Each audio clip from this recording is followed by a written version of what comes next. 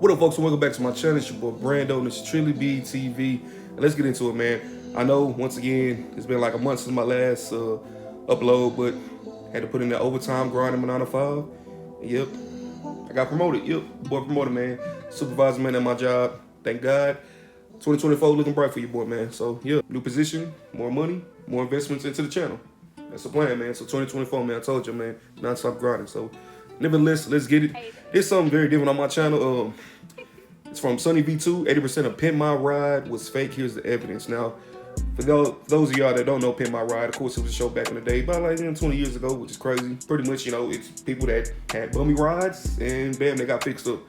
Now, look, it's no surprise, man, since a youngin', reality TV shows, I never fell for the bet. I know most of them were scripted. Here and there, it was a lot of capping, no surprise. So, but honestly, bro, this is crazy because the fact that we actually see these cars getting built, and apparently it's all fake. So, I'm shocked. It is what it is. So, let's get into it, man. I know this is gonna be a crazy one. Let's go. You're at a house. It's not my house. It's a staged house. And the contestants' houses weren't the only thing. The houses were staged too? Bro, y'all faking that bad? The houses? Oh my God. Okay, Pimp My Ride lied about. The reactions were staged and retaken multiple times. Certain upgrades were taken off as soon as the cameras cut. It's for a boat. He goes, it's a GPS for waterways. It will not work in your car. And disappointingly, even Exhibit himself had no real interest in cars. Soccer moms coming up to me, telling me about their husband and their car that he had since the 60s. And I was like, stop talking to me about this. I know as much as you do. When asked if the show was fake, a former contestant replied with oh man, I ain't gonna lie, this is gonna be a challenge for me, man. I'm shocked. I'm appalled.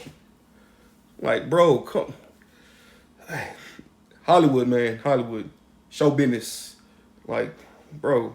single word correct, which isn't surprising as the show even lied about who the contestants were. For example, in season 2, episode 10, Brooke was introduced as a 22-year-old film lover working hard to go to grad school, which had been fabricated by the producers as she was actually a 25-year-old cocktail waitress planning to move back to New York. The reason for this, as explained by Jake from season 3, was because Pimp My Ride only picked people in their early 20s. There was a strict age limit of 22 years old. Confirming that the show was lying about contestants' details before filming had even started. In the first 30 seconds of each episode, Exhibit emphasizes that each contestant doesn't know they're about to get picked. He has no idea. I'm about to pimp his ride. Yet this was strange as the contestant always answered the door, always had a microphone on them, and you know what?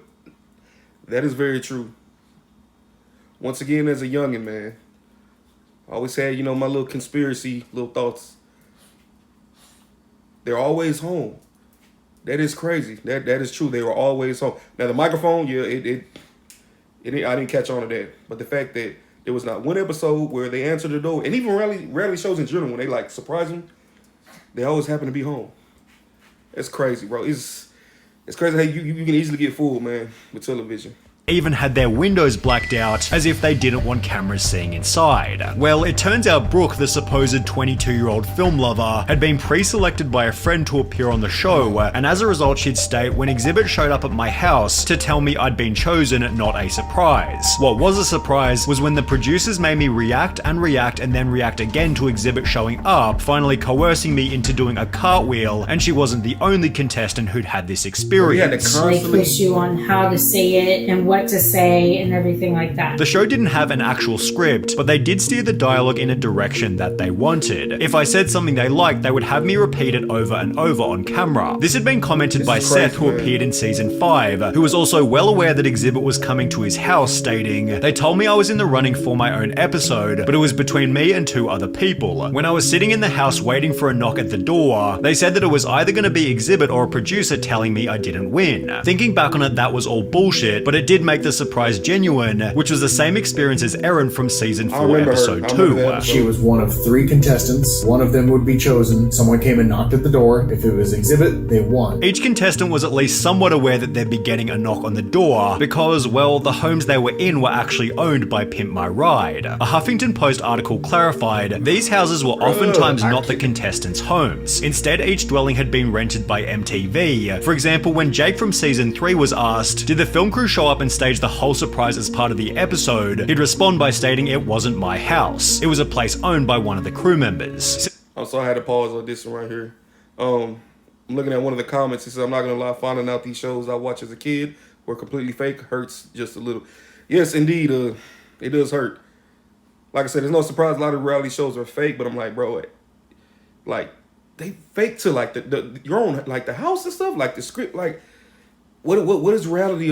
What is real about a reality show? When you think about it, it's just, come on, man. It's Similarly, Seth from season 5 stated, "The house was rented from Craigslist because I lived in an apartment, and they need a house with a big open driveway for filming, which is certainly reasonable, although sometimes the house was part of the person's story." In season 2, for example, Eric's car had supposedly been beat up in the rough streets of Compton. In Compton, ain't no street lights in Compton. However, judging from a quick look at Google Maps, it seems the episode was filmed in a much nicer neighborhood. So if Eric's story was inconsistent and Brooke's story from earlier was downright fabricated, then who else's stories were exaggerated for the sake of the show? Well, it seems pretty much all of them. In season 3, Jake's Buick had been bought from his grandma who smoked, and as a result the show threw an extra few dozen cigarette butts in the car to make her just look like a totally disgusting person. On top of this, the show interviewed Jake's girlfriend toward the start of the episode, yet MTV apparently questioned me having a girlfriend and suggested I dump her because it was better for my desperate dude with a shit car image. A producer later responded by stating, "Why would we want a kid to break up with his girlfriend? How would that have helped the show?" So while Jake's claim about his girlfriend was somewhat questionable, the cigarette story was confirmed by Seth, who had a similar experience. "I know I'm fat, but they went the extra mile to make me look extra fat by telling the world that I kept candy all over my seat and floor just in case I got hungry. However, it seems the fakest story was Justin's in season."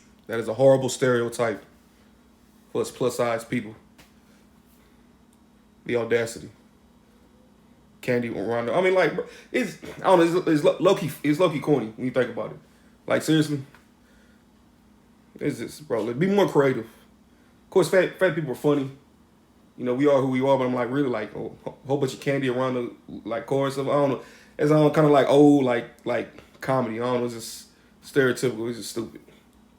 6. His front bumper had supposedly fallen off in a car crash. Here is a result of a 3-car pileup right here. Although according to a 2010 tweet, my friend Justin was on Pimp My Ride. On TV, he said his RAV4 was involved in a 3-car crash. No, it wasn't. Dude beat his car up with a bat. The same user then clarified, what he told me was that MTV suggested to him that he and his friend should do more damage to the car, which was confirmed by Justin himself, who'd add, "Yes, they removed my front bumper, used aircraft remover, and enhanced the dent on the side of my car." Whilst introducing the episode, Justin stated, "One of my crazy ex-girlfriends actually threw nail polish on my hood." Although when he was asked why are all your ex-girlfriends so angry, Justin revealed it was just something I made up, while Erin from season 4 was also encouraged to make her car look bad. They asked to leave trash in the car. We went to In-N-Out, and so they remember told that me she to kinda leave had in like the that cup Sephora first, so I did. It seems the only real part of the show's intro was Exhibit's improvised dialogue, because it wasn't scripted. I could say whatever I want to say. And when Exhibit drove the car to the shop, Exhibit did actually take the cars and drive them away, with the exception of a few that were too broken down, and then they made it look like he did. Although this segment created even more problems. Most people believe that PMR takes the car and gives it back in like a week or something. That's what I thought was going to happen too, but in actuality they took my car for roughly 7 months, being a massive inconvenience for some of the show's contestants. And they make it look like they're moving really, really fast. But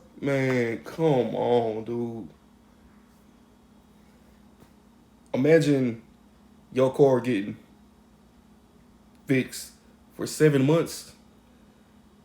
The show, like all the bro, you see, there's so much to these shows, man. Behind the scenes, bro. You just within a 30-minute episode, they really made it to where like those mechanics really fix that car like in the same day, not maybe like a day or so. Bro, it said 7 months. Ain't no way, boy.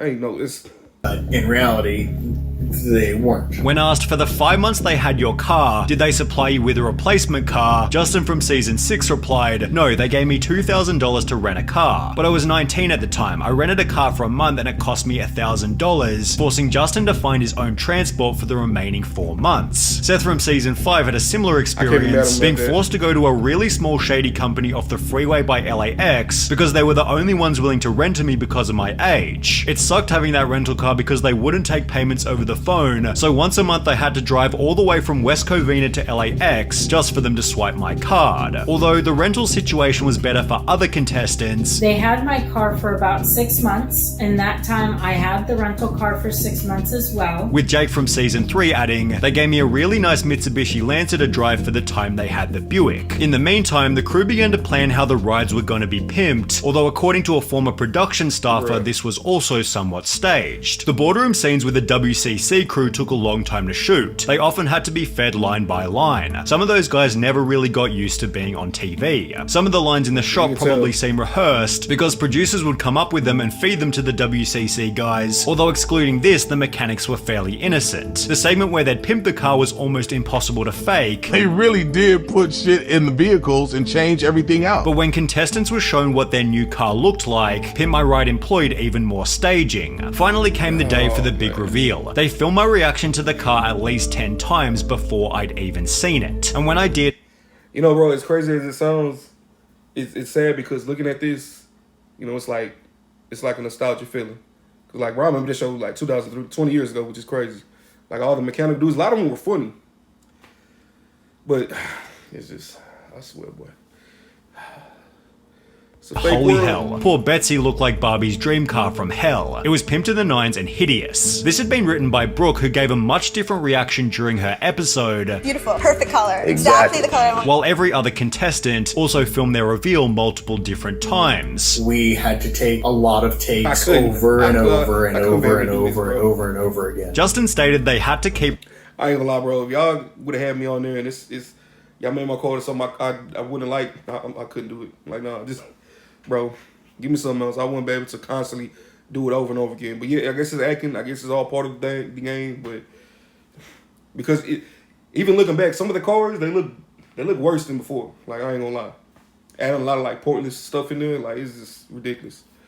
Retaking my reaction, Seth stated I even had to do the reveal of the car like 3 times. However, Jake's reaction anecdote was the strangest of them all. His first real reaction to the car was just quiet amazement where he said this is good. They immediately yelled redo and then things got a bit weirder. I remember this very clearly. Big Dane, very big dude, he like puts his arm around my shoulder, kind of walks me around the shop for like 10 minutes and he's like, listen, we put a lot of work into this. We expect you to be a little more enthusiastic, although it would have been hard to conjure enthusiasm for a car that barely worked. As Jake would later write, the problem with the show is they don't fix any of the mechanical issues, and my car was a piece of shit. What they did was make my piece of shit sound exceptionally awesome, which is great, just not great enough to drive on roads. The HuffPost article expanded. So they don't even completely fix the car. They don't even fix the main reason why the car is in bad shape. Outside making it look rough, it is what it is. Like I said, it's the inside that matters. And they didn't fix that. What's the purpose of being on this show? I don't want a car that looks nice and I can't drive it. Like, make it make sense, man. Oh boy. Don't bring the show back. Don't bring the show back, man.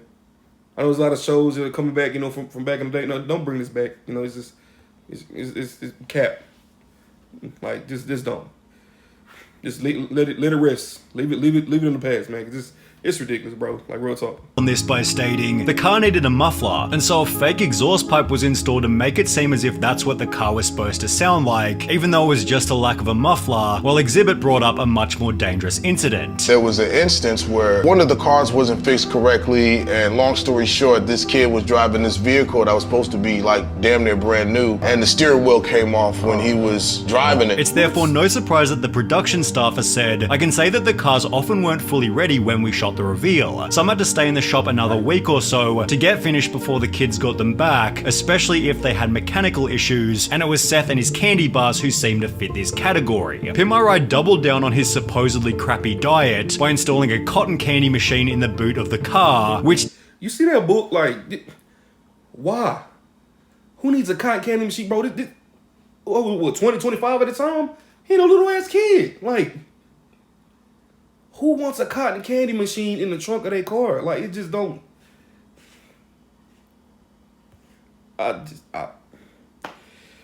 Whew, man. It does seem a little bit live, I ain't gonna lie, but still, like, just the logic of it, like, no, you don't need a cotton candy machine in your car. Just...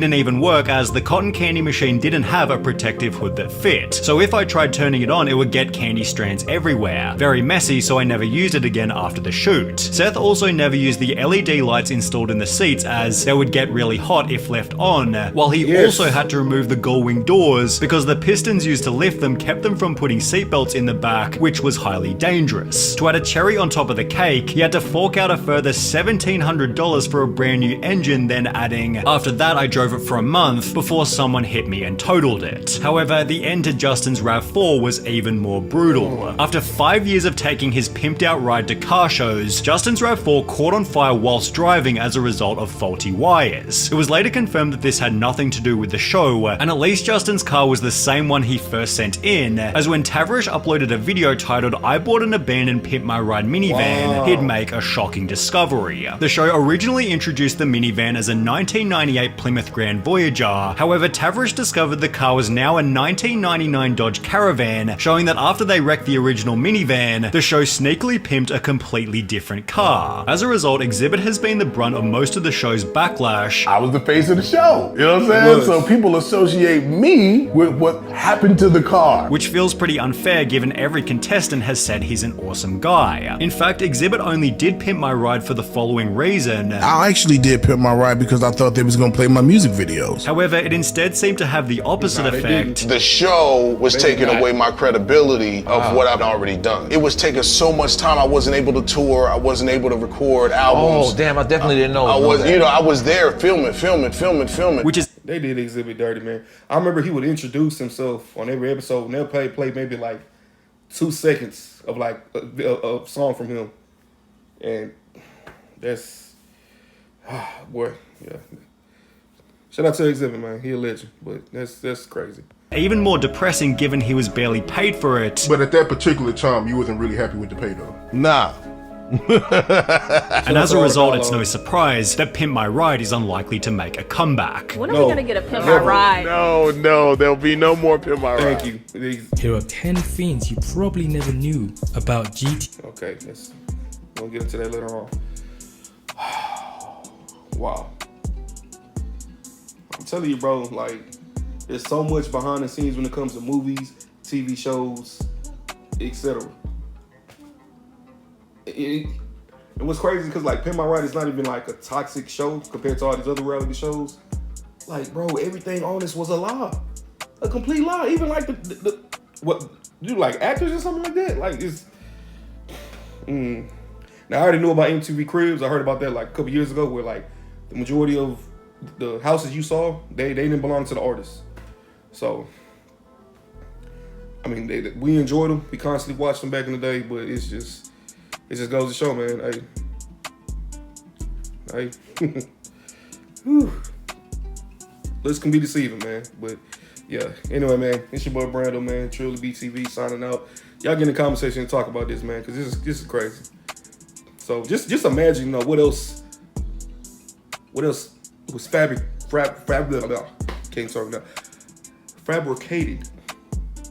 on these reality shows, man. So, yeah, I'm shocked, man. But yeah, Pimp My Ride, Never Come Back, MTV. Oh my God, bro, it's like your teens, well, not childhood teens. Cause I was like 12, 13 when Pimp My Ride first came out, and it was a talk. Like everybody talked about it. But yeah, MTV, man, SMH. But yeah, y'all get in the comment section, man. Make sure y'all like, comment, and subscribe. And I'm out.